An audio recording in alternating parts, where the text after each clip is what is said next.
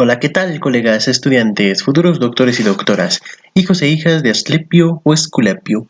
Y bienvenidos a Medicina en un 2x3. En esta ocasión vamos a hablar de los principios básicos del electro y sus principales alteraciones. Ojo, las arritmias las veremos en una segunda parte, así que comencemos. La membrana de los miocitos es selectiva para ciertos iones, lo cual genera diferencias de concentración, potenciales de acción y cargas eléctricas. Los iones con alta concentración extracelular son el sodio, calcio y cloro. Los iones con alta concentración intracelular son el potasio y los aniones proteicos. Los iones extracelulares tienen compuertas de entrada que se encuentran cerradas durante el reposo.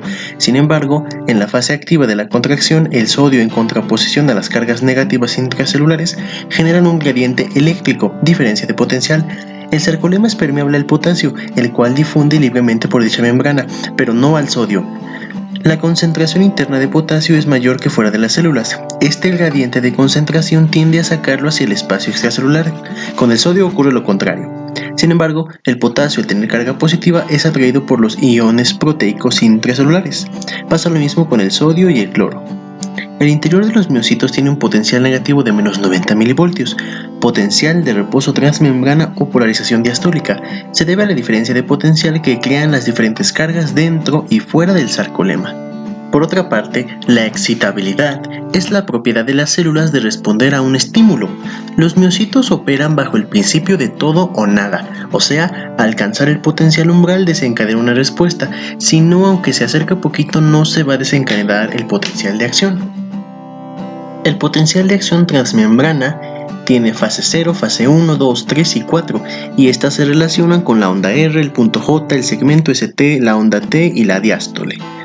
La fase 0 es un brusco cambio en la permeabilidad de membrana en relación al sodio ocasionado por un estímulo eléctrico, o sea, apertura de canales rápidos de sodio que eleva el potencial rápidamente hasta más 20 milivoltios.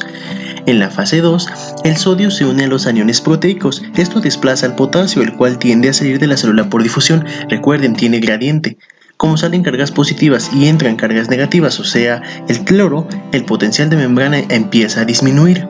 Sin embargo, en la fase 2, la apertura de los canales de calcio genera una fase de meseta con la entrada de sodio y de calcio, además de salida de potasio. En la fase 3 tenemos cierre de los canales rápidos de sodio y de calcio. Dejan de entrar cargas positivas a la célula, pero siguen saliendo cargas positivas, lo cual disminuye más el potencial de membrana, o sea, sigue saliendo potasio. En la fase 4 tenemos la repolarización. Se utiliza la bomba sodio-potasio para sacar el sodio de la célula y meter el potasio. Esto se hace a través de transporte activo, o sea, gasta energía. Y si gasta energía, gasta ATP. El trazo del electro obtenido de una derivación unipolar que veremos un poco más adelante es la suma o resta de dos curvas de dos potenciales de acción. Una de esas curvas representa los potenciales endocárdicos y la otra los potenciales epicárdicos. La curva endocárdica empieza primero y termina después de la epicárdica. Esto también aplica para los potenciales endocárdicos y epicárdicos. Un miocito debe tener un potencial mínimo de menos 60 milivoltios para poder ser excitado. Esto se llama capacidad de respuesta de la membrana. Conforme sea más negativo hasta menos 90 milivoltios, tendrá una capacidad de respuesta más grande. Esto se llama relación entre polarización y capacidad de respuesta, y lo vemos ilustrado por la curva de Weigmann que tenemos en pantalla. El periodo refractario es el tiempo que existe entre el inicio de la despolarización y el momento en que un nuevo estímulo puede provocar una nueva despolarización. Durante este tiempo, las miofibrillas no responden a ningún estímulo sin importar la intensidad del mismo. Dura aproximadamente 250 milisegundos en el corazón. El corazón es imposible de tetanizar porque su periodo refractario es 50 veces más grande que el del músculo esquelético. El automatismo es la capacidad del corazón, que se relaciona con la fase 4 del potencial de acción transmembrana, de generar sus propios estímulos. Es exclusiva del tejido de conducción. Estas células especializadas tienen un potencial umbral más positivo en relación con los demás miocitos. El nodo sinusal tiene un potencial normal de menos 60 milivoltios, y esto le permite tener una frecuencia cardíaca de 60 a 100 latidos por minuto. El nodo AB menos 70 milivoltios, o sea, una frecuencia de 40 a 70. Y la red de Purkinje de 20 a 40 por minuto. En la fase de repolarización se alcanza un potencial de membrana de menos 60 antes de menos 70, por lo que el nodo sinusal es el marcapasos natural del corazón. Los miocitos son capaces de conducir potenciales de acción sin perder la intensidad del mismo, aunque a diferente velocidad. A nivel auricular es de 1 metro por segundo, pero la velocidad del nodo AB es de 20 centímetros por segundo. Esto es fisiológico. La velocidad en el haz de Higgs y el de Purkinje se dispara y ya es de 3 metros por segundo. Lo del nodo AB es un retraso fisiológico que asegura que las aurículas se contraigan un poco antes que los ventrículos para garantizar el correcto llenado ventricular. Por último, la contractilidad es una propiedad mecánica de contracción, lo cual depende del calcio almacenado en el retículo sarcoplásmico. Ahora, la teoría del dipolo. Un miocito despolariza al siguiente propagando el potencial de acción. Cuando una célula es despolarizada, esto invierte su polaridad progresivamente, lo cual le da una dirección al estímulo. El frente de la onda siempre tiene un polo positivo y un polo negativo. Se trata de un dipolo que en el caso de la despolarización es positivo por delante y negativo por detrás. El dipolo de activación que se acerca a un electrodo será positivo. El dipolo de activación que se aleje de un electrodo será negativo. Ahora también tenemos dipolo de recuperación. La repolarización inicia en el mismo sitio en el que terminó la despolarización. El frente de onda de repolarización es negativo por delante y positivo por detrás. Es al revés. El dipolo de recuperación que se acerca a un electrodo será negativo. El dipolo de recuperación que se aleja de un electrodo será positivo. Ahora, es momento de hablar de las derivaciones. Primero las unipolares. Las derivaciones unipolares son electrodos que representan diferentes vistas del corazón y registran los eventos eléctricos que suceden debajo de ellos en un plano frontal. Si el dipolo se les acerca, producirán una deflexión positiva. Si se alejan, negativa. O sea, hablamos del dipolo de despolarización. En ABR el electrodo se coloca en el brazo derecho. Los vectores del corazón 1 y 2 son negativos, mientras que el vector 3 es positivo debido a las relaciones ya explicadas. Predomina la negatividad, razón por la cual QRS es predominantemente negativo en ABR y morfológicamente constante. Luego ABL. En ABL el electrodo se coloca en el brazo izquierdo. El vector relacionado con ABL es el vector 2, el cual será positivo al igual que QRS si el corazón es horizontal. En el caso de que el corazón esté en posición vertical, el vector 2 y el complejo QRS serán negativos. Entonces el corazón es predominantemente horizontal, por lo cual deducimos hacia dónde va el QRS de ABL. En ABF el electrodo se coloca en la pierna izquierda.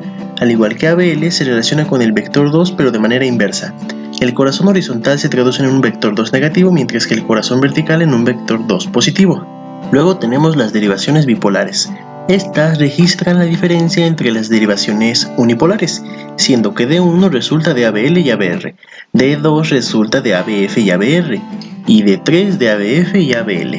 En todo electro debe cumplirse la ley de Einthoven, que dice que la suma de D1 y D3 debe resultar en el valor de D2. De no ser así, alguna de las derivaciones del registro estará mal tomada. Las derivaciones bipolares se manifiestan en el electro predominantemente positivas. D1 tiene un vector, un eje entre 0 y más o menos 180 grados. D2 entre 60 y menos 120. D3 entre 120 y menos 60. ABR entre menos 50 y más 30. ABL entre menos 30 y más 50. Y ABF entre 90 y menos 90. ABF y D1 se utilizan para ver hacia dónde va el eje eléctrico del corazón de manera muy fácil. Las derivaciones precordiales son derivaciones unipolares que exploran al corazón desde un plano horizontal. Los electrodos se colocan de la siguiente manera. En pantalla tenemos una imagen. B1 en el cuarto espacio intercostal, línea paraesternal derecha. B2 cuarto espacio intercostal, línea paraesternal izquierda. B3 entre B2 y B4. B4 en el quinto espacio intercostal, línea medio clavicular izquierda. B5 en el quinto espacio intercostal, línea axilar anterior, y B6 en el quinto espacio intercostal, línea axilar media. En estas derivaciones los vectores funcionan de manera diferente, generando otro tipo de ondas en el electro. Las derivaciones precordiales tienen complejos QRS de acuerdo a sus vectores, y podemos concluir que en las precordiales derechas los QRS van a ser negativos, y en las izquierdas positivos. O sea, B1, B2 y B3 predominantemente negativo. B4 suele ser isodifásico. B5 y B6 predominantemente positivos. Aquí tenemos las partes generales del electro. Guadalajara hace alusión a las alteraciones de la onda P, el espacio QR, el QRS, la onda T y el espacio QT, así que vamos a mencionarlas rápidamente antes de ir un poco más despacio. La onda P significa activación auricular y debe medir menos de 0.10 y tener un voltaje menor a 0.5 milivoltios, o sea 2.5 milímetros. Su eje mide más 54 grados con un rango de más 40 a más 70. Positiva normalmente en D1, D2 y ABF. Si tenemos P negativa en D1, significa que los cables están invertidos en ABR y ABL, o una activación auricular en sentido contrario. Tendríamos un situs inversus con un nodo sinusal en la aurícula izquierda, que es en realidad una aurícula derecha anatómicamente en el lado izquierdo. Tiene que ser negativa normalmente en ABR. Si tenemos una P positiva en ABR y negativa en ABF, significa activación auricular caudocefálica. El ritmo no es sinusal, sino nodal, auricular bajo o flúter auricular. En D3 y en ABL puede variar. Ahora, el espacio PR es el tiempo que tarda el potencial de acción en recorrer desde el nodo sinusal hacia el nodo AB. Debe medir entre 0.12 y 0.20. Un espacio PR corto se relaciona con frecuencia cardíaca alta. O sea, frecuencia cardíaca mayor de 100 es igual a PR menor a 0.20 normalmente. Una frecuencia cardíaca mayor a 100 y PR mayor a 0.19, 0.20 significa bloqueo AB. Un PR mayor a 0.20 significa en sí mismo bloqueo AB. Frecuencia cardíaca menor de 100 y PR menor de 0.12 significa síndrome de preexcitación ventricular, o sea, Wolff-Parkinson-White o Longano-Levine. Y un espacio PR largo se relaciona con frecuencia cardíaca baja, como pueden deducir. Ahora, los complejos QRS son la despolarización ventricular, deben ser menores de 0.10 y tener un eje entre 0 y más 90. Un QRS mayor significa bloqueo de rama o síndrome de Wolff-Parkinson-White. Si en un trazo se encontrara un eje más arriba de 0, entre 0 y menos 90, estará desviado a la izquierda, mientras que si se lo localizara más allá de más 90, se hablaría de desviación hacia la derecha. Luego la onda T tiene que ser redonda y asimétrica, positiva en D1, D2, ABF y de B3 a B6 y negativa en ABR y B1. Varía en D2, ABL y B2 y el eje debe ser el mismo que QRS. Una onda T simétrica y positiva significa isquemia subendocárdica, hipercalemia o sobrecarga diastólica del ventrículo. Una onda T simétrica y negativa puede ser isquemia subepicárdica. Y por último el espacio QR. Este representa la sístole eléctrica ventricular, varía de forma inversamente proporcional con la frecuencia cardíaca, al igual que el espacio PR. El espacio QT puede encontrarse alargado en la hipocalemia, en la que lo hace a expensas de la onda T. En la hipocalcemia también se encuentra prolongado, pero a expensas del segmento ST. La isquemia alarga anormalmente el espacio QT. En el síndrome de Jarvel y Lang-Nielsen, el espacio QT está prolongado, además hay sordera. Es frecuente la muerte súbita por trastornos del ritmo, lo mismo del síndrome de Romano-Ward, con espacio QT alargado, pero con audición normal. La hipercalemia, la hipercalcemia y la acción de la digital son contrarias, o sea, acortan el espacio QT.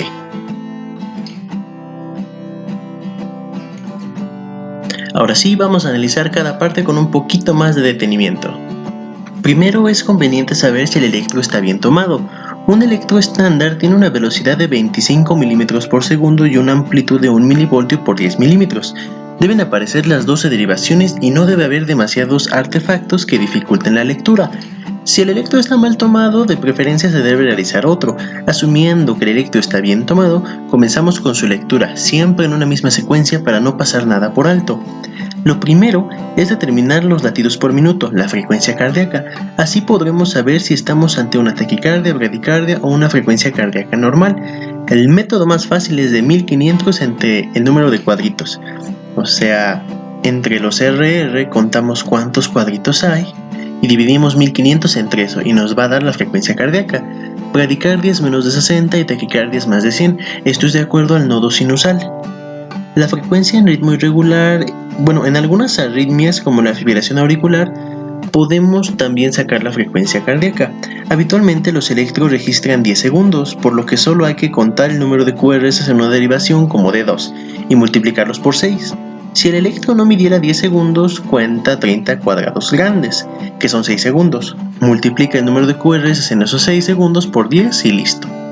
Luego hay que determinar el ritmo, sinusal o no sinusal, o sea, arritmia.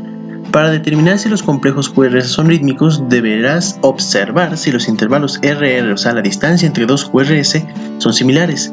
Después hay que valorar el ritmo sinusal observando si cada ciclo cardíaco tiene una onda P producida por el nodo sinusal, seguida siempre de un complejo QRS.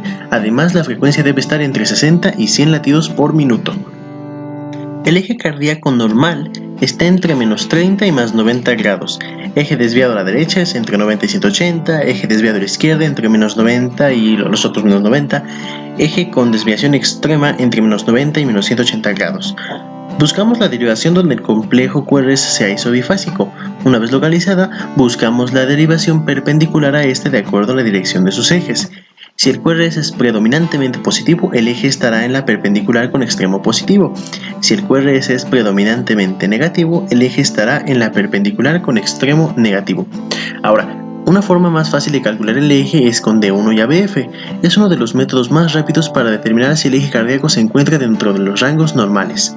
Así que mucha atención. Si D1 y ABF son positivos, el eje cardíaco es normal. Si D1 es positivo y ABF es negativo, el eje es desviado a la izquierda.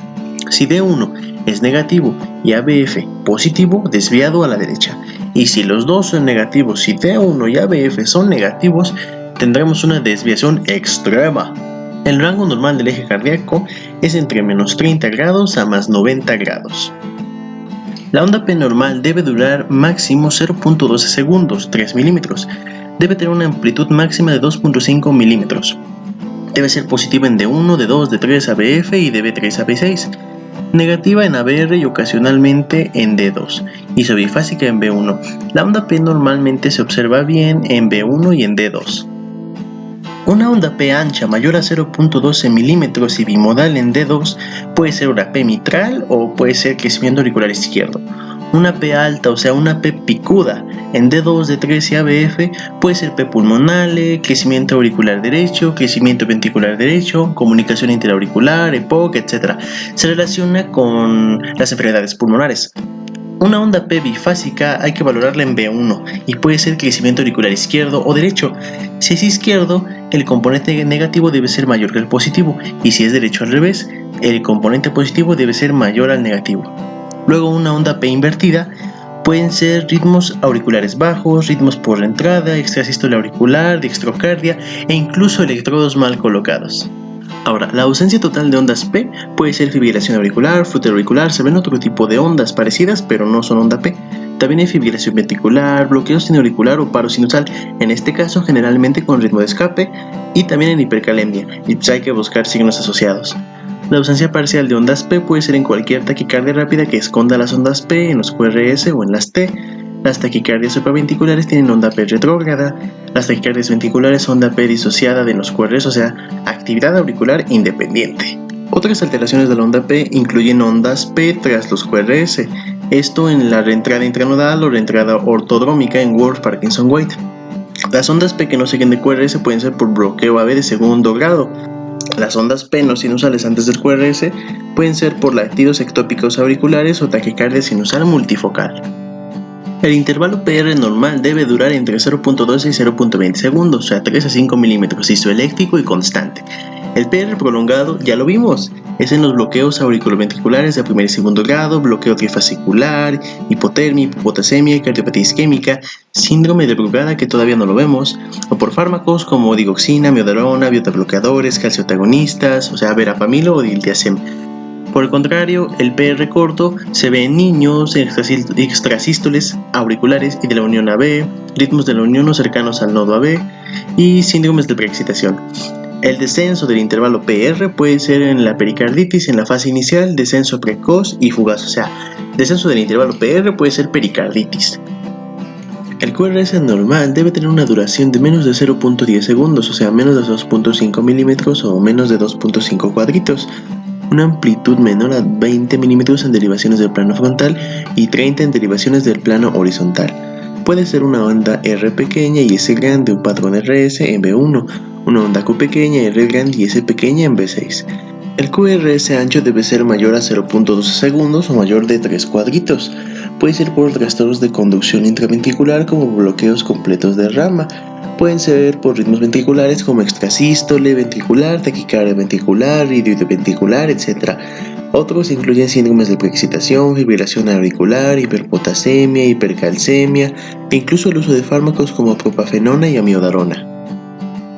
Ahora, el QRS con voltaje aumentado puede ser por hipertrofia de ventrículo izquierdo o de ventrículo derecho, para lo cual podemos utilizar los criterios de Sokolov y el índice de Lewis. En las derivaciones precordiales se puede calcular el índice de Sokolov. Se suma el voltaje de S en B2 con el voltaje de R en B5 B6. También podría ser S en B1. Si es mayor de 35, asegura el diagnóstico de hipertrofia de ventrículo izquierdo. Si el resultado es negativo, no descarta la presencia de hipertrofia del ventrículo izquierdo.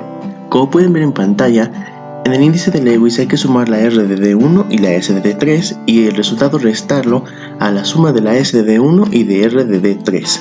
Un resultado menor a menos 14 milímetros es hipertrofia del ventrículo derecho y un resultado mayor a 17 milímetros es hipertrofia del ventrículo izquierdo.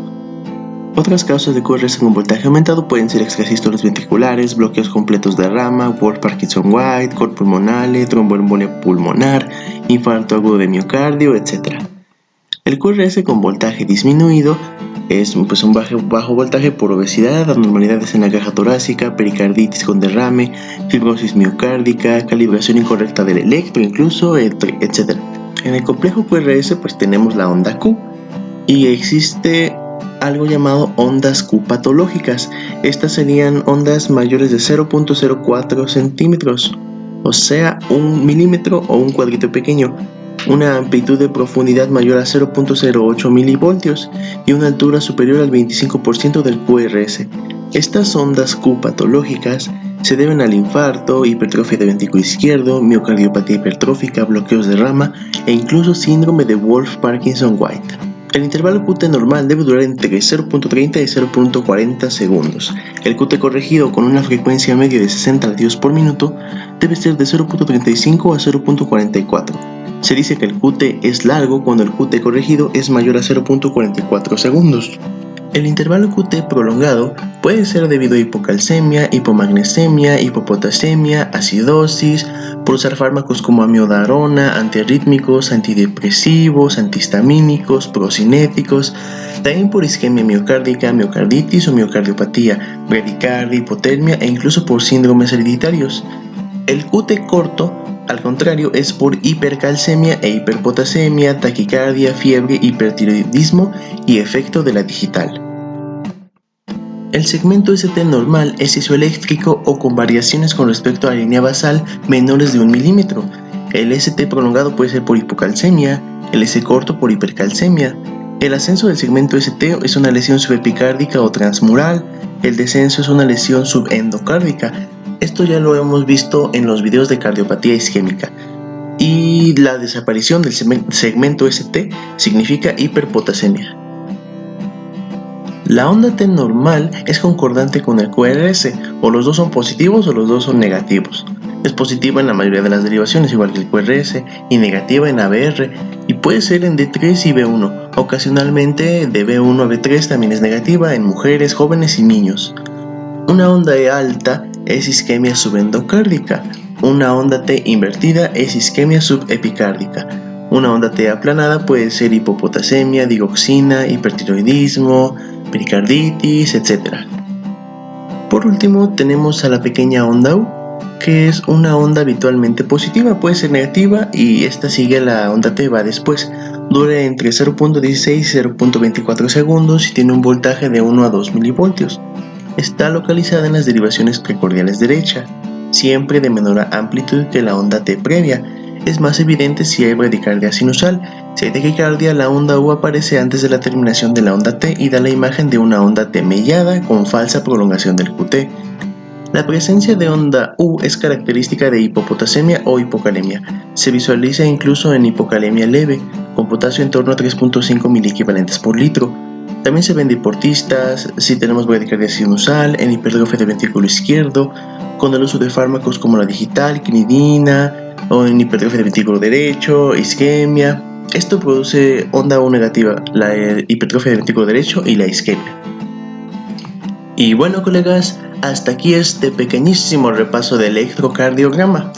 Si te gustó, dale a me gusta, déjame un comentario, suscríbete y comparte. para así poder llegar a más estudiantes, médicos y practicantes de la salud que necesiten una forma diferente de repasar de manera rápida y concisa. No olvides darle a la campanita para que YouTube te avise cuando subo video y no te pierdas ninguna clase. Esto fue Medicina en un 2x3 y hasta la próxima. Chao.